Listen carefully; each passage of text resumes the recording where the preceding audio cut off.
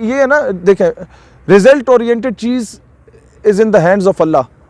आपने अपनी मेहनत करनी है, और इकबाल ने आपको बड़ा क्लियरली बताया कि फ़िज़ाए बदर पैदा करना तुम्हारा काम है, तुम्हारी मदद और नुसरत के लिए फरिश्ते भेजना अल्लाह ताला का काम है, तुम करो तो सही।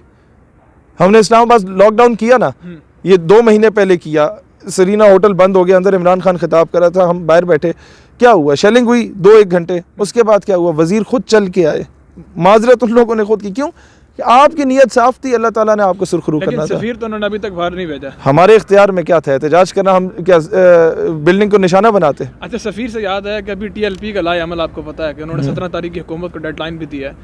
अब 17 तारीख के ऊपर वो फिर इसको इस्लामाबाद को सील करेंगे। अगर वो आते हैं या कोई भी आता है, क्योंकि कॉज हजूर इस्लाम की, नामूस रिसालत सल्लल्लाहु अलैहि वसल्लम की है, तो जो भी निकलेगा हम उसके साथ खड़े होंगे, उसके कदम में बैठने को तैयार होंगे। तो आप क्या समझते हैं कि अगर TLP इस बार आती है और अगर मिसाल के तौर पर हुकूमत सफीर को वापस नहीं भेजती तो क्या हालात उस वक्त देखे जाएंगे ना हालात। अभी नजूमी तो मैं हूँ नहीं कि वो क्या करेंगे। फिर भी कोई अंदाजे के मुताबिक क्या स्ट्रेट फॉरवर्ड रहें और रुके रहें। हाँ, तो क्या समझते हैं इस बार मादा दोबारा तो नहीं, ऐसा तो नहीं अगर अदालत देखें, उनका काम है मेहनत करना और मैदान में आना। आगे हुकूमत को भी थोड़ी सी गैरत दिखानी चाहिए। तब तक हुकूमत के पास 1-2 महीने का टाइम है, वो देख ले कि फ्रांस से क्या क्या मायदे चल रहे हैं, वो क्या हम चाइना से चला सकते हैं, रशिया से चला सकते हैं, बाकी इंटरनेशनल पावर से चला सकते हैं, ताकि हमारा मुल्क का कोई बड़ा लॉस ना और सफीर को भेज दें। लेकिन ये इस टाइम तो ऑलरेडी हुकूमत को मिल चुका है 4-5 महीने का, आपको पता है कि मामला वो अगर करना चाहती ना तो इसके पास ये 3 महीने का बहुत बड़ा टाइम पीरियड था, बहुत बड़ा टाइम पीरियड। वैसे आप क्या समझते हैं कि मुल्क से सफीर को बदर करना चाहिए? बिल्कुल करना चाहिए, हजूर के मामले से बढ़ के और कौन सा मामला है। लेकिन हुकूमत कहती है कि हमें जनाब वाला मईशत का मामला, पश्तो की मिसाल है, गरीब को पैदा शवे खो बगैरत चाकड़े। गरीब तो तुम पैदा हो, लेकिन तुम्हें बगैरत किसने किया? गरीब और बगैरत में बड़ा फ़र्क है। कि हुकूमत को अंदर सबसे पहले अपने अंदर गैरत पैदा करनी होगी। बिल्कुल, ये मैंने शहरियार अफरीदी को सामने बिठा के मिसाल दी थी, उसी के हल्के में जाके कोहाट यूनिवर्सिटी में, लेकिन उस वक्त हुकूमत नून लीग की थी, अब मुझे वो मिला नहीं।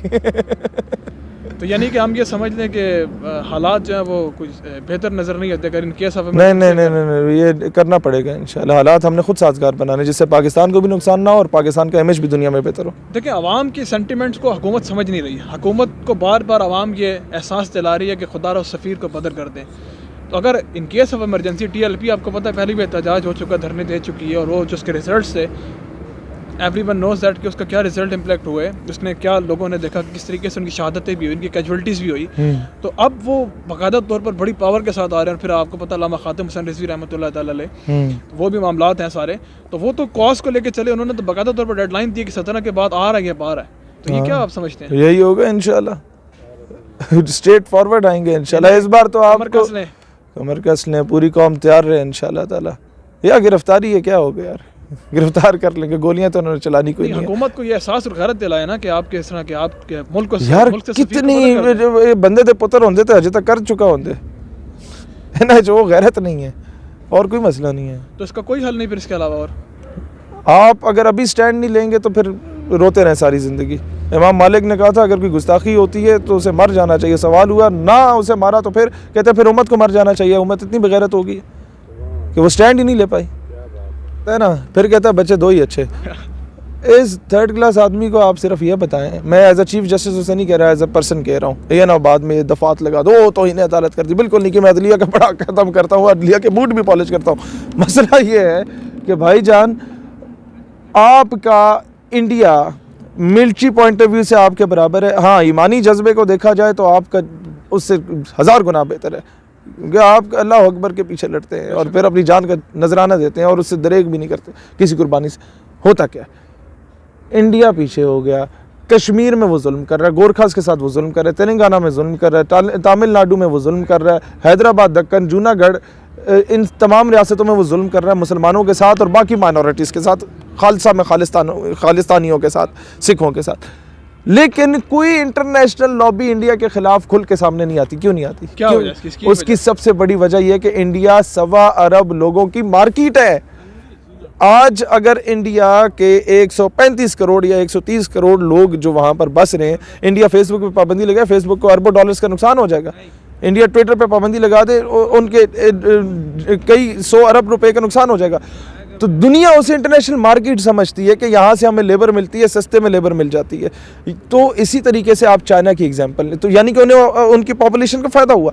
चाइना में क्या होता है कि चाइना ने कॉटेज इंडस्ट्रीज़ बनाई हैं, छोटी छोटी इंडस्ट्रीज़ हर घर में, सुई बनाने वाली इंडस्ट्रीज़, धागा बनाने वाली इंडस्ट्री, कपड़े सीने वाली इंडस्ट्री। अब होता क्या है वहाँ पर जो चाइना काम कर रहा है कि उसने अगर एक घर में 5 बच्चियाँ हैं ना माँ बाप की, और हर बच्चे को वो पर हेड ये कहे कि जनाब आप लोगों ने इंटरप्ट यू कि चाइना पर भी तो पाबंदी है, वहाँ पे भी 2 बच्चों से ज़्यादा पैदाइश के लिए उसके बाद अभी जाके आबादी में तो देखे ना 1.5 अरब आबादी हो चुकी है चाइना की, और पाकिस्तान से कितना अरसे बाद बना?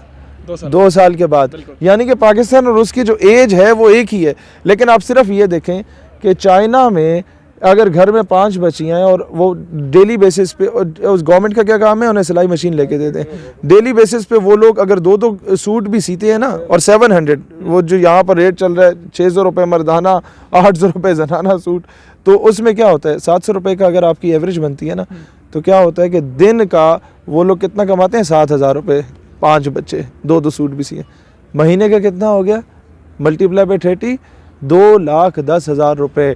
और वो जो कपड़ा है वो अगर आपकी आवाम नहीं भी खरीदती ना तो रियासत खरीदती है, फिर वो सी पैक का रूट लगता है, पाकिस्तान के पास आएगा। खरीदना है, नहीं खरीदना, अजरबैजान नहीं, उज़्बेकिस्तान नहीं, ताजिकिस्तान नहीं, किर्गिस्तान, कज़ाकिस्तान।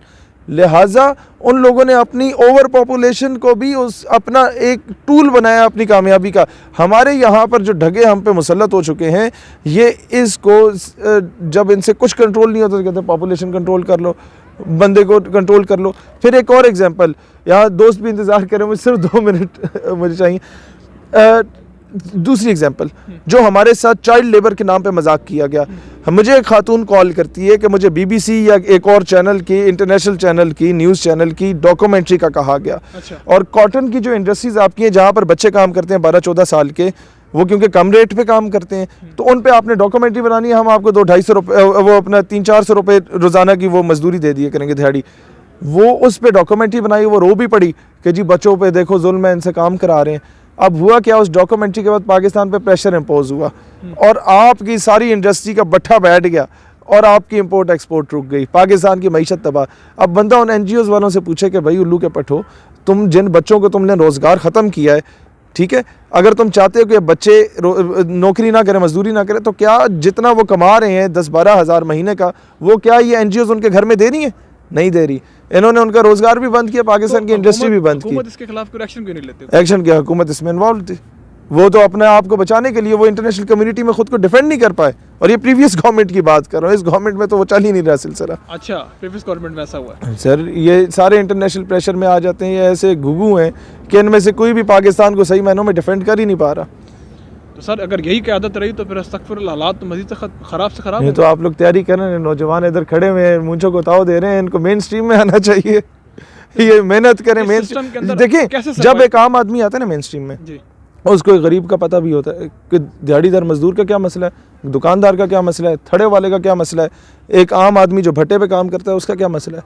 जब जद्दी पुश्ती नवाबों, मलकों और इनकी औलादें आएंगी तो इन्हें तो नहीं पता होगा दिहाड़ीदार का क्या मसला है। तो इसका मसला समझाने के लिए फिर ऐसा कोई लीडर उठकर आया, ऐसा कोई लीडर क्या, आप लोग खुद लीडर बने ना, कोई चीन से उठ के तो नहीं आएगा भाईजान, तुसी उठो। नहीं, आप इस सिस्टम के अंदर कैसे आने देंगे जब सिस्टम जब पूरी तरीके से 2 चीजें हैं सिस्टम को चेंज करने के, 2 तरीके। एक इनकलाब जो ईरान और अफगानिस्तान में आया, वो पाकिस्तान में इसलिए नहीं आ सकता क्योंकि यहाँ पर लोग मुख्तलिफ मकातब फ़िक्र के, मुख्तलिफ ज़बानों के, मुख्तलिफ रंग नस्ब के, मुख्तलिफ कौम, खितों, कबीलों के। यहाँ पर वो खूनी इनकलाब नहीं आ सकते, यहाँ खून खराबाई होगा। यहाँ दूसरा इनकलाब ये जो हिटलर साहब फरमाते थे, if you want to change the system get into it, reach to the top and then you could be able to change the entire system. System से घुसो, उत्ते पहुँचो, देन तुसी चेंज कर सकते हो। और सिस्टम में घुसने के लिए आपकी हर पॉलिटिकल पार्टी में स्ट्रॉन्ग लॉबी होनी चाहिए, और जगहों पे भी होनी चाहिए, वो मैं मीडिया में बता नहीं सकता, लेकिन लॉबी स्ट्रॉन्ग होनी चाहिए। जब तक सिस्टम में आप स्ट्रॉन्ग नहीं है, आप करारदादें मंजूर नहीं होंगी, कानून साजी नहीं होगी, आपका मुल्क वहीं का वहीं यही होगा। हम लोग 6 महीने बाद धरने देंगे, नारे लगाएंगे, फिर वापस चले जाएंगे। सर लेकिन मसला ये ना कि यहाँ तो अलमिया मारूसी सियासत का है, आप देखने की और सर नहीं, उसकी वजह क्या है? आप PhD की डिग्री करके बाद, PhD की डिग्री करने के बाद अंडर मैट्रिक नवाब के गिटों में क्यों बैठते हैं? ये कौम का मसला है। अलमिया यही है ना कि मौरूसी सियासत का मामला। तुसी क्यों नवाबा दे हुके भर दे हो, ना भरा करो। इंज ही है ना, इसके लिए फिर आपको साढ़े इलाके तो मसला कौम को हम करना पड़ेगा, कौम को उन्हें समझाना होगा कि Exactly. घर आपके अपने घर से खाना खाते हैं, एमएनए के घर से नहीं खाते, उसके आगे क्यों झुक रहे हो? उसको पकड़ो ना, उसे बोलो हमने तुम्हें वोट दिया है, ये हटो बच्चों, तुम्हारे आगे जो है गाड़ियां आगे पीछे ये हमने दिलवाई हैं। हाँ जी आपने दिलवाई हैं। अच्छा सड़क ना बनाओ, कौम की बेटी आफिस सिद्दीकी को वापस लो, हमारा नलका पक्का ना करो, कोई मसला नहीं है, कौम के जो कर्जे हैं वो उतरवा दो। अच्छा जी हमारी वो गली पक्की नहीं होती, ठीक है ना हो, आप एक काम कर दें कि आज के बाद अमेरिका के कहने पे कोई फैसला ना करें, इंटरनेशनल प्रेशर में ना आए, खुददारी के साथ जिए, हमें और कुछ नहीं चाहिए। सर, ये तो तकरीबन हर बंदा ही कहता है, हर इंसान नहीं कहता ना, जब लेकिन एमएनए आपके घर आते हैं ना 2 गार्ड लेके और बड़ी गाड़ी पे, तो आप बच्चे की नौकरी मांगते हैं, कुर्बानी दे ना, कुर्बानी दे। हम लोग आपके पास एक शरीफ और नफ्स आदमी आए ना बाइक के पीछे बैठ के वोट मांगने, आप कहेंगे देखो की रखा है, तो दूसरा जो चोर डकैत दुनिया जहाँ का लुच्चा लफंगा है लेकिन उसके साथ 4-5 गार्ड फिर रहे हो, आप उसके गिट में बैठेंगे, ओ जी थोड़ी बड़ी तो मेंटालिटी यही है ना, ज़हनी गुलाम है मेंटालिटी का और अंग्रेजों, ये हमने मिलके चेंज करना है, इस पे अपना रोल प्ले करें। और ये होगा, कोई आसमान से नहीं उतरे ये तमाम मोहम्मद बिन कासिम, टीपू सुल्तान, सलाउद्दीन अय्यूबी, नूरुद्दीन ज़िंदगी, ये आम आवाम से ही ऊपर उठे हैं, सिर्फ दिल में वो तड़प थी और पूरे सिस्टम को उन लोगों ने चेंज किया, अदल व इंसाफ का निज़ाम कायम किया दुनिया। लेकिन यहाँ तो असल में अलमिया ये आपको पता है, जो हक की आवाज़ उठाया वो मिसिंग पर्सन में चला जाता है। तो भाईजान उधर किस तरह मसला से है, लोग आगे या तो कम ना करो, करना है तो सही तरह करो,